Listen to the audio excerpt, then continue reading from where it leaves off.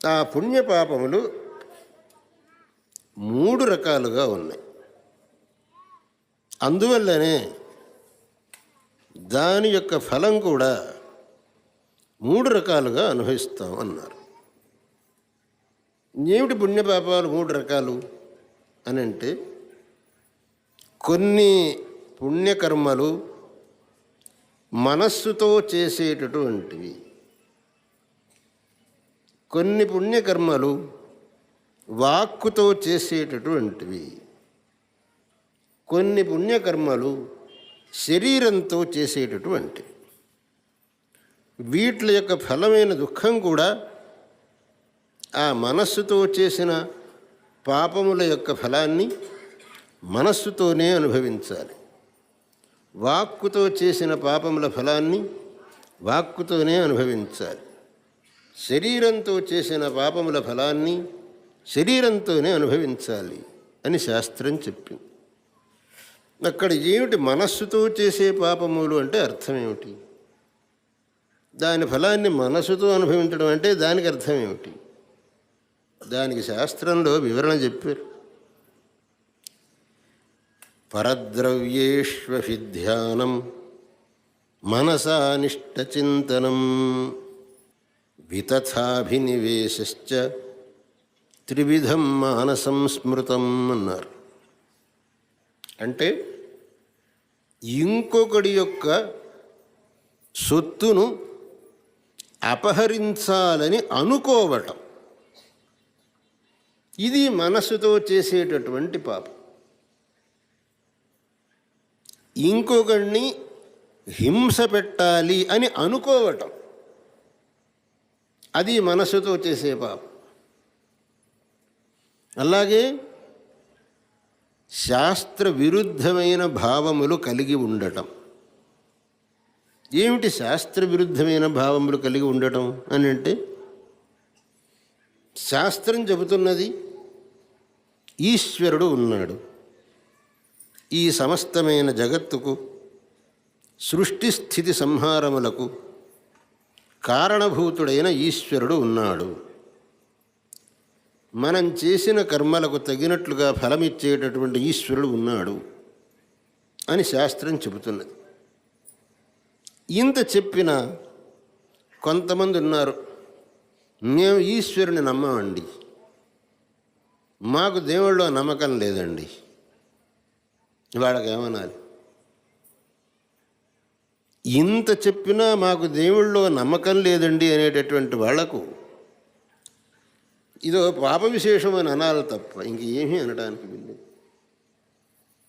అలాగే నువ్వు ఈ జన్మ తర్వాత, ఈ శరీరం విడిచిన తర్వాత ఇంకో జన్మ నీకు వస్తుందిరా నాయన అని అంటే, నాకు దాంట్లో నమ్మకం లేదండి, వాడిని ఏమనాలి? ఇవన్నీ శాస్త్ర విరుద్ధమైనటువంటి భావాలు. ఇటువంటి భావాలు కలగటం అదో మానసికమైన పాపం. ఈ పాపానికి తగినట్లుగా ఫలం మనస్సుతోనే అనుభవించాల్సి వస్తుంది. అదే మనం అంటున్నామే, నాకు మనశ్శాంతి లేదు.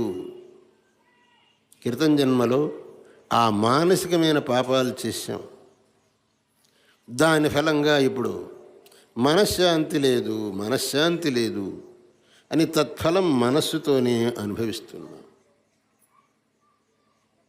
ఎందుకనంటే ఎవడు ఏ పని చెయ్యాలన్నా ముందర మనస్సులో సంకల్పిస్తాడు, తర్వాత నోటితో చెబుతాడు, తర్వాత కార్యరూపం తీసుకొస్తాడు. కాబట్టి ఇంకోటి సొత్తు అపహరించేవాడు ముందర మనస్సులో అనుకుంటాడు, ముందర ఈ సొత్తు నేను ఎలా అపహరించేది, ఇంకోటి సొత్తును ఎలా లపటా ఇచ్చేది.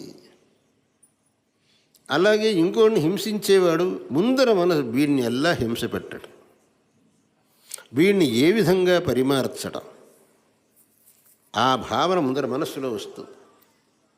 వాడు తర్వాత ఇంకోడు సొత్తు అపహరించకపోవచ్చు, హింస చేయకనూ పోవచ్చు, కానీ మనస్సులో ఆ భావన వచ్చింది కదా, అది పాపం. ఆ పాప ఫలం ఈ జన్మలో అనుభవించక తప్పదు. అందువల్ల మనం ఇవాళ నాకు మనశ్శాంతి తక్కువగా ఉంది అని అంటున్నామే, దీనికి కారణం వెనకటి జన్మలో మనం అటువంటి మానసికమైన పాపాలు చేసి కూర్చున్నాం. మానసికమైన పాపానికి ఫలం మనస్సుతో అనుభవిస్తాడు, వాచికమైన పాపములకు ఫలం వాక్కుతో అనుభవిస్తాడు. ఏమిటి వాచికమైన పాపములు అని అంటే,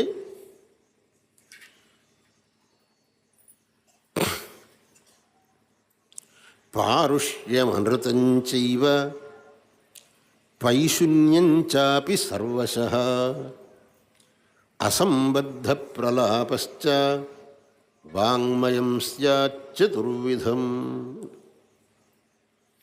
పారుష్యం అనంటే ఇంకొకడి మనస్సును కష్టపెట్టేటట్లు మాట్లాడటం. మనం మాట్లాడేటప్పుడు మృదువైన మాటలు ఆడాలి, కానీ కఠినమైన మాటలు ఆడి ఇంకోడి మనస్సును కష్టపెట్టకూడదు. ఒకే విషయాన్ని మృదువుగాను చెప్పచ్చు, కఠినంగానూ చెప్పచ్చు. పోవయావతలకి అనటానికి కాస్త జరగండి అనటానికి తేడా లేదు. పోవయావతలకి అని అంటే వాడికి కోపం వస్తుంది, కాస్త జరగండి అంటే వాడికి ఏం కోపం, అలాగే జరుగుతాను అంటాడు. రెంటికి అర్థం ఒకటే అయినప్పటికీ పోవయావతలకి అనేది పరుషమైన మాట. పరుషమైన మాటలు మనం ఆడకూడదు. అలాగే అనృతం అంటే అబద్ధం, అది అందరికీ తెలిసిన విషయమే. అబద్ధాలు ఆడటం అదో పాపం. శాస్త్రం చెప్పింది ధర్మములు అని చెప్పేటప్పుడు అహింసా సత్యమస్తేయం శౌచమింద్రియ నిగ్రహ, ఇవి ధర్మాలు. అహింస నిజం పలకటం, ఇంకోటి సొత్తు అపహరించకుండా ఉండటం, పరిశుద్ధంగా ఉండటం, ఇంద్రియములను నిగ్రహించుకోవటం, ఇవి ధర్మము. ఏతద్విరుద్ధమైనవి అధర్మము. హింస, అసత్యం, ఇంకోటి సొత్తు అపహరించడం, అశుద్ధంగా ఉండటం, ఇంద్రియ నిగ్రహం లేకపోవటం. కాబట్టి అసత్యాన్ని అధర్మం అని చెప్పేసి మన శాస్త్రాల్లో ఉద్ఘోషం. హరిశ్చంద్రోపాఖ్యానంలో మనం తెలుసుకుండేది ఏమిటి? ఆ హరిశ్చంద్రుడి నోటి నుంచి ఒక్క అబద్ధం రానివ్వాలని విశ్వామిత్రుడు విశ్వ ప్రయత్నం చేశాడు. ఒక్క అబద్ధం రానివ్వాలని ఆయన విశ్వ ప్రయత్నం చేసిన హరిశ్చంద్రుడు తన నోటి నుంచి అబద్ధం రానివ్వలేదు. చివరికి విశ్వామిత్రుడు ఓడిపోయినాడు. బాబు ఆయన చేతులు ఆయన వల్ల అబద్ధాలు రానివ్వలేం అని చెప్పేసి. కానీ హరిశ్చంద్రుడు ఆ సత్యవదన వ్రతం పెట్టుకున్నందువల్ల అనేకమైన కష్టాలు పడాల్సి వచ్చింది. రాజ్యం పోయింది, చివరికి భార్య పిల్లల్ని తనను కూడా అమ్ముకుండే పరిస్థితి వచ్చింది. పర్వాలేదు, నేను అబద్ధం చెప్పాను.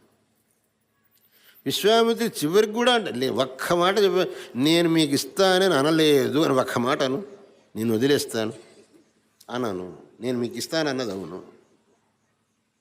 ఒక్క మాట చెప్పు, మీకు ఇస్తాను అనలేదు, నీ రాజ్యం మొత్తం నీకు ఇచ్చేసిస్తా అన్నాను. ఎటువంటి సత్యదీక్ష చెప్పండి. అటువంటి మహనీయులు మన దేశంలో మెలిగారు. అటువంటి మహనీయుల దేశంలో మనం పుట్టాం. అందువల్ల నోటితో చేసే పాపములు అన్నప్పుడు అబద్ధాలు చెప్పడం అనేటటువంటిది ఒక పాపం. అలాగే మూడో చెప్పారు చాడీలు చెప్పటం అనేది. కొంతమందికి అదొక అలవాటు. ఒక మనిషి పాపం తన పని తాను చేసుకొని పోతుంటే అనవసరంగా అతని మీద చాడీలు చెప్పడం అతని పై అధికారి దగ్గరికి పోయి, వాడు అలా అండి ఇలా అండి. పాపం ఆ పై అధికారి నమ్మి వీడికి ఇబ్బంది పెట్టాడు. ఈ చాడీలు చెప్పిన వాడికి దానివల్ల ఏం ఉపయోగం అనంటే ఏం లేదు. నీతిశాస్త్రంలో చెప్పారు, ఈ ఇంకోహళ్లకు అపకారం చేసేవాళ్ళు కొంతమంది, ఉపకారం చేసేవాళ్ళు కొంతమంది. అపకారం చేసేవాళ్ళలో కూడా 2 రకాలు ఉన్నారు. తమ స్వార్థ సాధనం కోసం ఇంకొకటికి అపకారం చేసేవాళ్ళు కొంతమంది. తనకు ఏ విధమైన స్వార్థం లేదు, కేవలం వాడికి అపకారం చేయటం అనేది తన స్వభావం అనేవాళ్ళు కొంతమంది. ఆ 2వ వాళ్ళు ఉన్నారే, వాళ్ళు రాక్షసుల కంటే నీచులు. కనీసం తన స్వార్థం కోసం అపకారం చేసేవంటే వాడిని రాక్షసులని అనొచ్చు. తనకేమీ ఉపయోగం లేకుండా ఇంకోడికి అపకారం చెయ్యటమే తన స్వభావం అనేవాడు, వాడు రాక్షసుడు కంటే నీచుడు. అలాగే ఈ కొండేలు చెప్పేవాళ్ళు, చాడీలు చెప్పేవాళ్ళు ఆ జాతికి చేరుతారు. వాళ్ళకేం ఉపయోగం లేదు, ఇంకొకడికి అపకారం కావాలి. వాడికి అపకారం అయిందంటే చూసి సంతోషించాలి, ఇంకేమీ ఉపయోగం లేదు. లేకపోతే తనకేం పని, వాడి విషయంలో తానెందుకు జోక్యం కలిగించుకోవాలి? వాడే నీ జోలికి రాలేదు, అతను తన పని తాను చేసుకోబోతున్నాడు నిజాయితీ. అతనికి ఆఫీసులో మంచి పేరుంది, దాన్ని చూచి సహించక, అతనికి మంచి పేరున్నది అనే దాన్ని చూచి సహించక అతని మీద కొండాలు చెప్పడం, ఇది ఒక విధమైనటువంటి పాపం, పైశూన్యం. దానికి పైశూన్యం సంస్కృతంలో చెప్తారు. పిశున అని అంటే కొండాలు చెప్పేవాడు, పైశూన్యం అంటే ఆ కొండాలు చెప్పడం.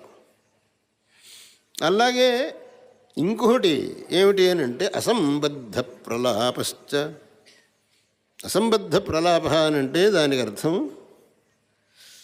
మనం దేవాలయానికి వెళ్ళాము, దేవుడికి పూజ జరుగుతున్నది, అక్కడ కూర్చొని మనం ఏం చెయ్యాలి?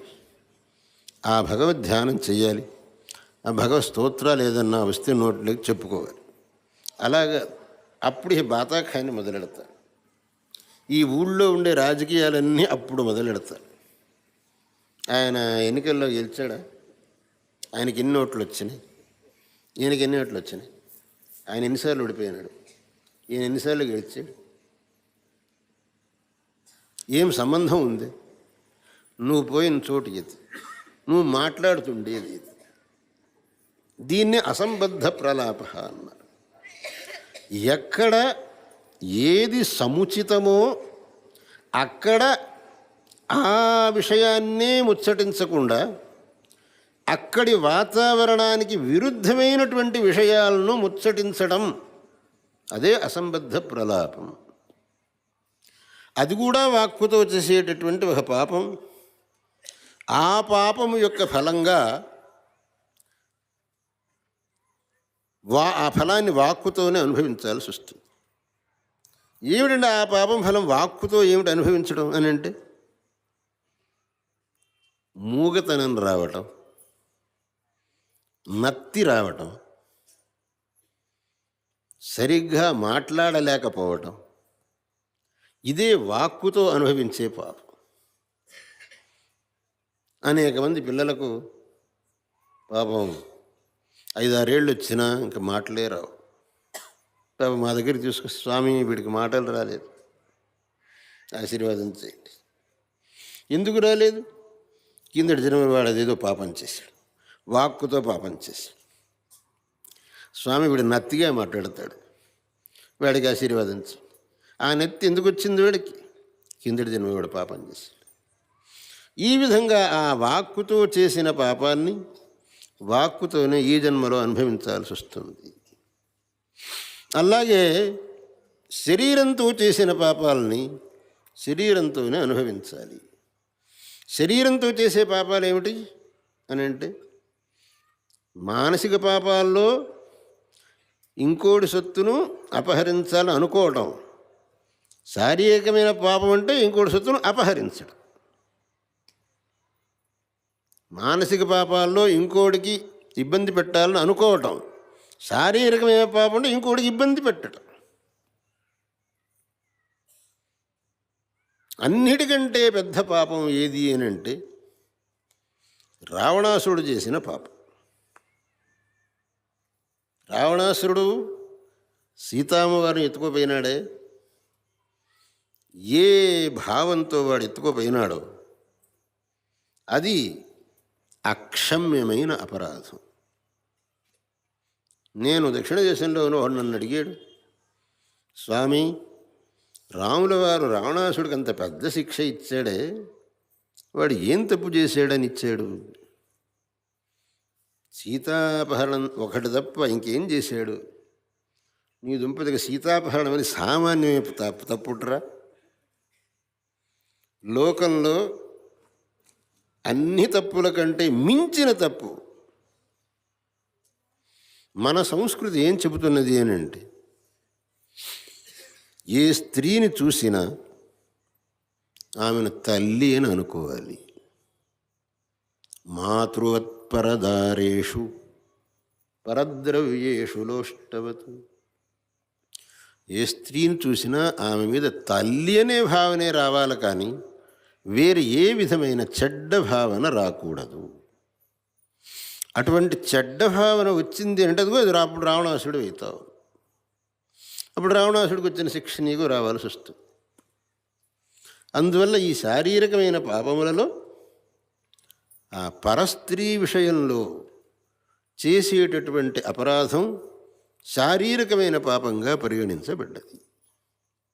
వీటికి ఫలితంగా ఆ దుఃఖాన్ని కూడా శరీరంతోనే అనుభవించాలి.